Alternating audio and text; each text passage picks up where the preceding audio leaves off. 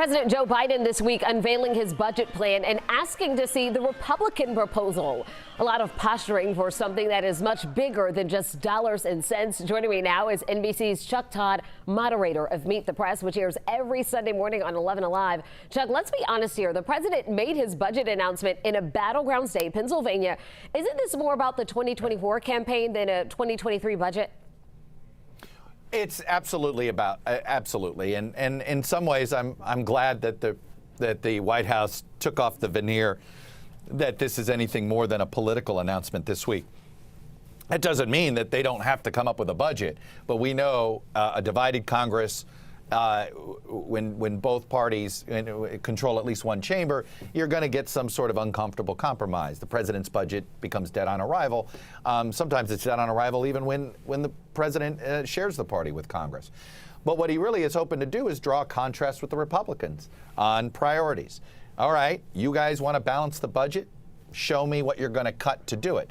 Are you going to you're not going to touch Social Security and Medicare? What are you going to touch? Well, here's what we want to spend our money on. Show us what you want to spend your money on. Here's who we're willing to raise taxes on. Who are you willing to raise taxes on? So in some ways, it's a gamble, right? The Biden White House is hoping by doing what they did, which they have to do, that the Republicans will put out their own plan, but they might not. Because I'll tell you, I think if they do, it'll probably be bad politics for them. You know, Paul Ryan, this is how Barack Obama arguably got reelected, because he was able to run against Paul Ryan's House Republican budget, which was very unpopular with the middle of the electorate.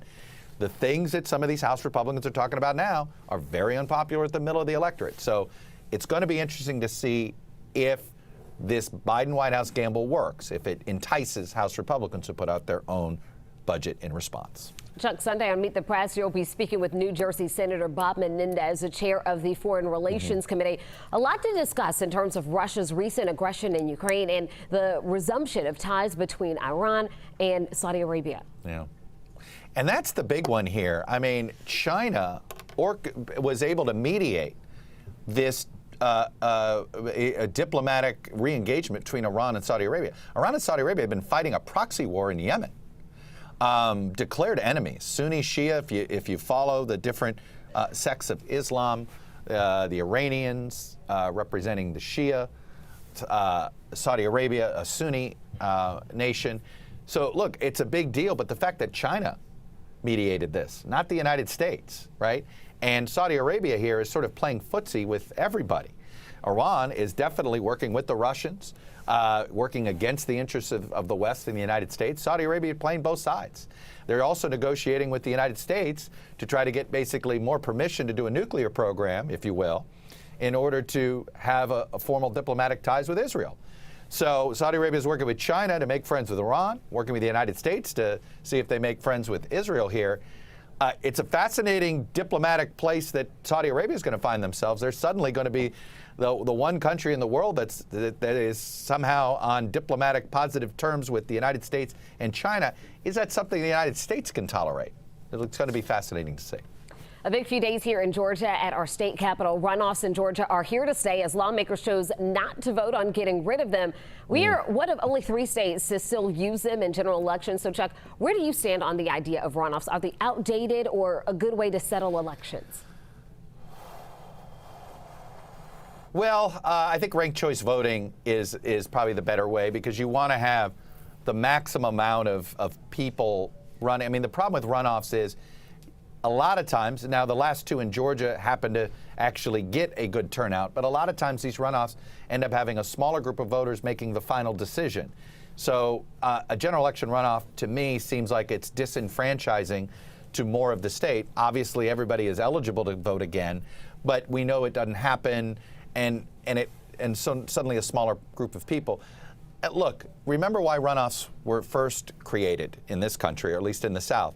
It was in a way to prevent, back then, white politicians were trying to prevent black politicians from winning elections. So they created this runoff standard basically to hold black politicians down for over a century in the South. So I think the roots of why we have runoffs are not great roots anyway. So I don't think it's the idea of making sure somebody gets 50% plus one. Well, that's the beauty of instant runoff voting. You can do this without having to hold a separate election 6 weeks later. Yeah, well, we'll certainly see on that one. Chuck, before we go, it is Oscars weekend. That always brings a lot of buzz. So we all have our favorite classic movies. What is your go-to film? One that you have to watch anytime you see it on TV, or something that you can never see enough? Oh, it's A Few Good Men.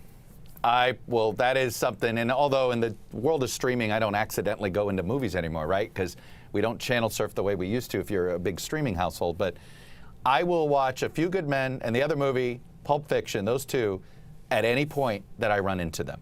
Whatever scene it is, and then I can't stop watching it all the way to the end.